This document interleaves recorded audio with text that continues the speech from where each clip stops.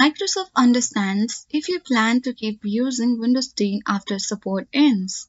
Hi everyone, welcome to the channel.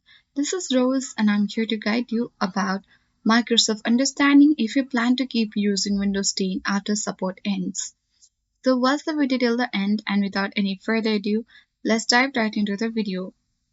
According to Microsoft, support for Windows 10 will officially end on October 14, 2025, after which there will be no further security updates or technical support.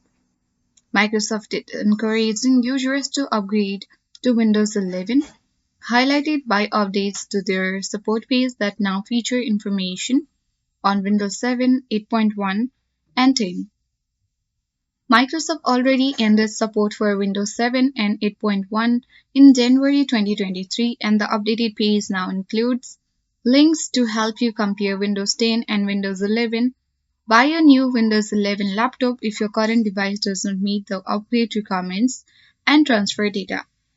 Interestingly, despite promoting Windows 11, Microsoft acknowledges that some users will continue using Windows 10 due to device compatibility or preference.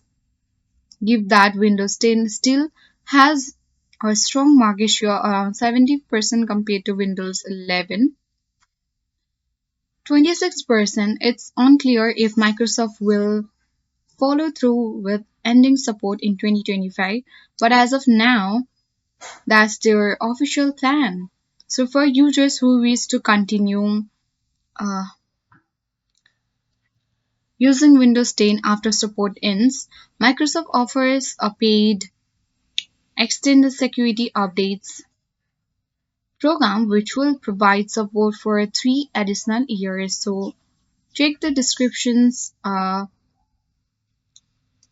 for further support. So that's it for today. Hope this video helped you. If you are new to our channel, hit the like button and subscribe. Thanks for watching and see you in the next video.